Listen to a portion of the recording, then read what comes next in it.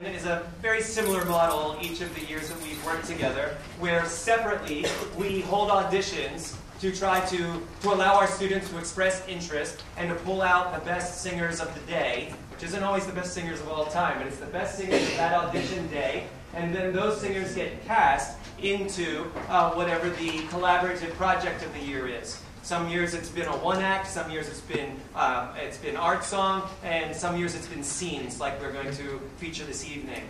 The students audition are put into a collective. We say these are the students who fared very well in those auditions. And then the director in Hartford and myself, we have an elaborate set of phone calls where we choose repertoire and then we cast the shows over the phone.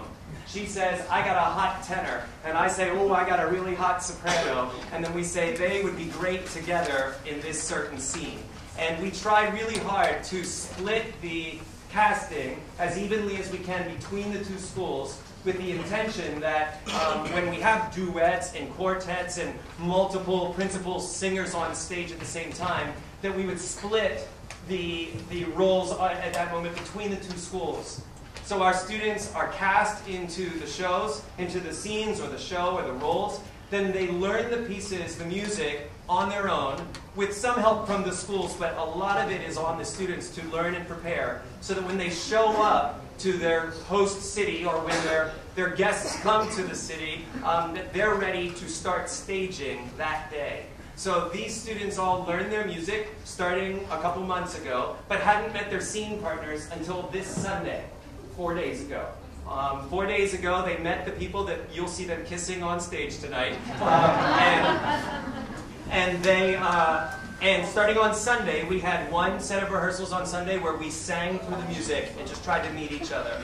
And then on Monday, we had some rehearsals through the day. On Tuesday, we had a snow day here in Pittsburgh, which wreaked havoc on our rehearsal schedule. We were able, through the great support of our wonderful principal, we were able to find some rehearsal time.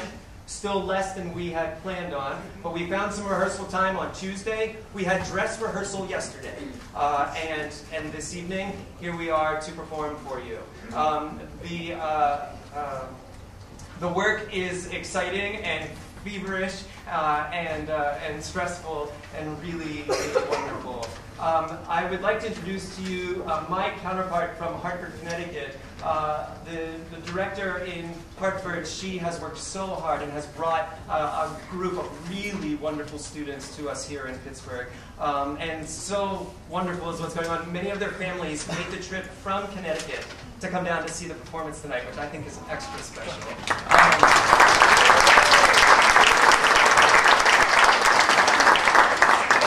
Show you the quality of people we've been working with this week. So without further delay, I'd like to introduce Sarah Hirsch. I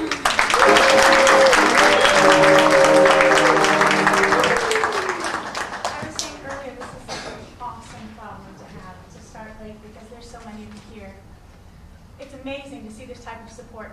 It's also really incredible to see folks here from Connecticut. We've also got some people who have been alumni of this group. One of our alumni actually staged the Sweeney Todd pieces. And I see Brady Del Vecchio has sang, raise your hand, Brady. And I see Nigel, he's done also, that's Hartford, CAPA, Brady, where are you? So we have people who've been involved in this collaboration who have come back to see the performances. I've gotten texts and phone calls all day from people who have been involved in this collaboration before saying, tell everybody to break a leg, I hope you're having a great time, say hi to Pittsburgh. So it's been so rewarding for us. And to have the whole ensemble with us is even more amazing. So, my job tonight is as your MC. And I'm going to kind of lay out for you what's going on in these 4 operas and give you an idea of what to look for in scenes. And then we'll all sit back and enjoy them. The first opera is called Regina. It's by composer Mark Blitzstein. And he wrote this. It's based on a play called The Little Foxes by Lillian Hellman, if that's a playwright whose name means anything to you. Blitzstein wrote this as his statement against what he believes was the corruption of capitalism.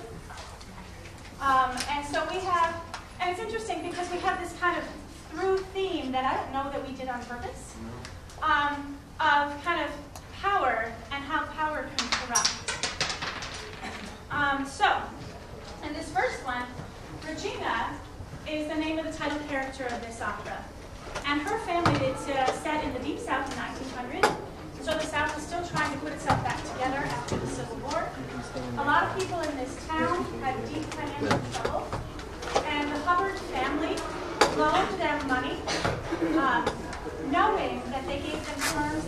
not repay, with the expectation that then they would take their land, they would take their property. So the Hubbards have grown very rich off of the back of the Pittsburgh town. And their next biggest scheme is that they want to bring cotton gin to the town, so that not only do they have all of the cotton harvest, but they can also have the cotton gin there as well, increasing their wealth. So they're throwing this big party for this wealthy businessman so that they can see, so that he can see that the whole town is in support of this family and what a good idea would be. Now, the people that come to the family party are not really people that support the Hubbards, but they just can't help themselves. I akin it to our fascination with Lindsay Lohan right now, right? I mean, why it is that she's getting all of this notoriety, it's almost like we can't help ourselves.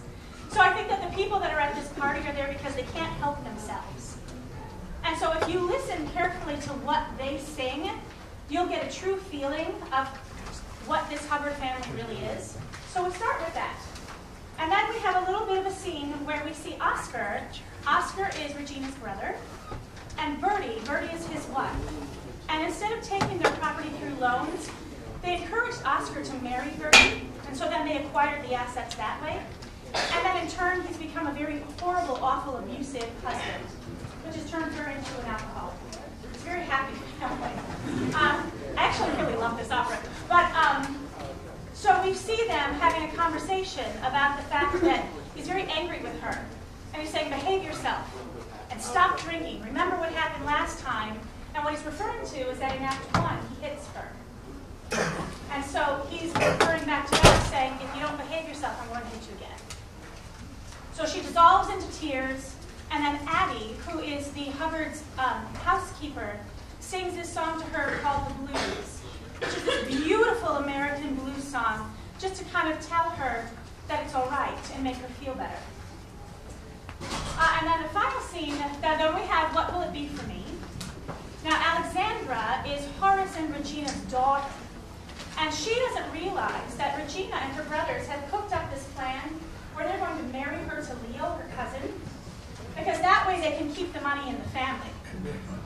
So she's singing her arias, What Will It Be For Me?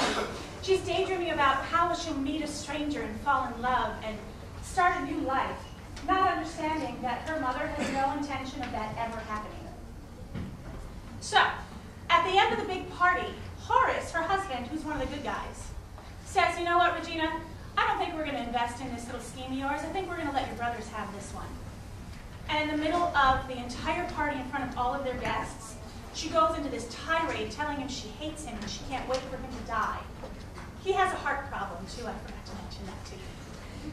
So here he is, and she's saying, I'm waiting for you to die. I hope you die soon. The very final scene is the Rain Quartet, which is Addie, Zan, Bertie, and Horace. They're all of the four people that are not these money-hungry capitalists. So they sing this beautiful quartet, and while they're singing it, Blitzstein writes this amazing spiritual in the middle of it that's for an offstage chorus that you'll hear singing from up here, to kind of add to this idea that this is a really good, humble, holy group of people. And then you don't see this part, but later on, Regina, when she finds out that she's really been taken by her brothers and her husband's not going to do anything about it, she sings this aria that is so scathing that she triggers a heart attack in him. And then as he's having a heart attack and his medicine is right there, she watches him die. So she's a lovely lady. So listen to the lyrics in the chorus for how the town really feels about the Hubbards, and please enjoy our selections from Regina.